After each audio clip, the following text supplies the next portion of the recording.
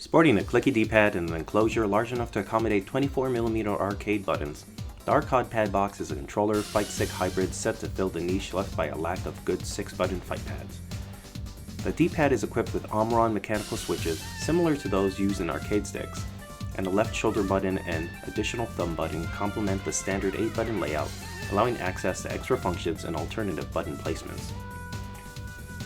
The PadBox comes as a fully assembled unit, or a DIY kit that includes the case, D-pad, wiring, and function buttons. For this review I opted for the DIY kit since I wanted to see what the build process was like and customize the build with parts I had on hand.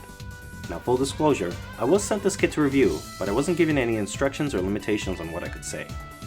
With that out of the way, what immediately impressed me was how easy the build process was. The PadBox comes apart with only a few screws, and the D-pad, shoulder button, and aux buttons are already pre-installed. The wiring harnesses provided are sized appropriately for the available space, and headers for the D-pad and shoulder buttons alongside pre-made DuPont connectors made wiring them to screw terminals simple. If there's one thing to note, it's that the PadBox uses a direct USB connection for its USB-C jack, rather than the Nutric type D pass-through ports that many custom fight stick builds use. The connector is designed with Brook fighting boards in mind, which have pre-populated headers for USB, but I opted to use an RP2040 advanced breakout board I had on hand to get access to advanced features of GP2040CE, a custom firmware. If you do go this way, make sure you get the latest version of the board with screw terminals for the extra functions, as those have pre-populated USB headers, otherwise you'll have to solder on your own like I did.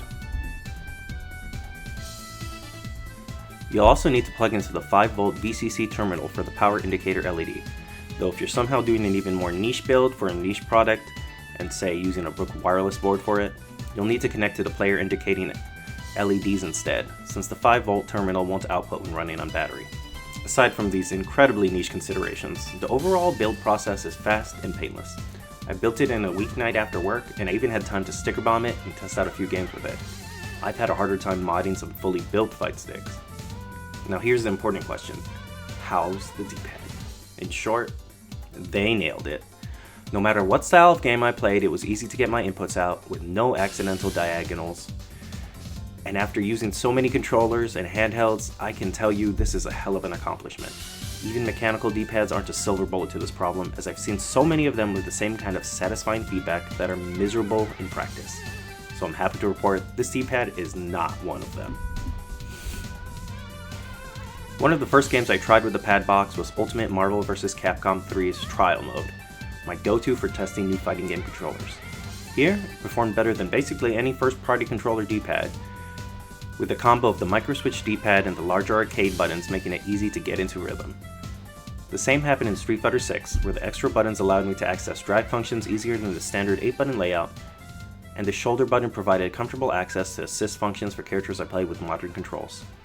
For anyone who plays primarily on a pad, I could definitely see this as an upgrade to a regular gamepad or fight pad, especially for those who already play with claw grip and wouldn't miss the extra shoulder buttons. With the swappable buttons, an all-mechanical controller is even possible, given the growing options for arcade buttons with keyboard-style switches.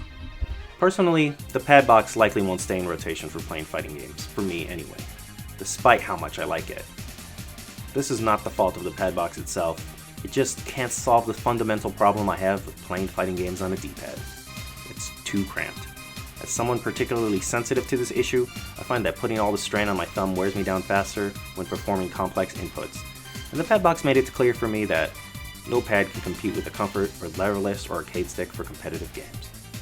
But who says you can only use a fighting game controller for fighting games? Arcade buttons are plenty of fun across multiple genres, and with its hybrid design, the PadBox enables a variety of approaches that both traditional fight sticks and pads can't provide.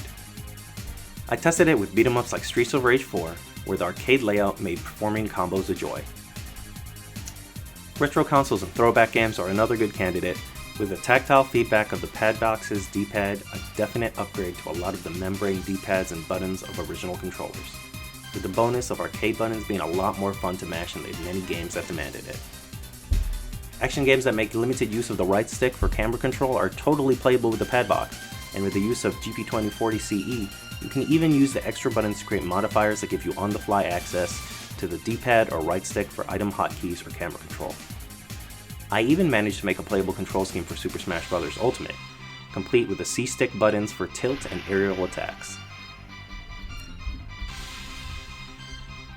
The PadBox might not be my personal choice for serious fighting game competition, but it'll definitely stay in rotation as one of my alternative controllers for casual fighting and playing plenty of other genres. If there's any additions I'd like to see, it would be an additional shoulder and thumb button. These would not only give access to that extra shortcut button in fighting games, but enable layouts with extra functions or modifiers such as tilt mods or dual directional input in the style of the hitbox cross-up. The PadBox is also a little bit lightweight. It comes in a little heavier than a standard controller, but it's spread across a larger surface area, and alongside the slickness of the 3D printed material, it threatens to slip a little bit in those matches where things get literally sweaty. An optional metal plate bottom or a removable weight for the grip might give it a little heft for longer play sessions and lab play. But my favorite part of the PadBox has to be how many possibilities it leaves open. With its form factor, it's easy to start thinking of new ways to mod the PadBox and make it your own. It brings the DIY spirit of arcade sticks to pad, and I've already seen wild mods replacing the D-pad with a split D-pad, or building entirely new bases for it and adding more buttons.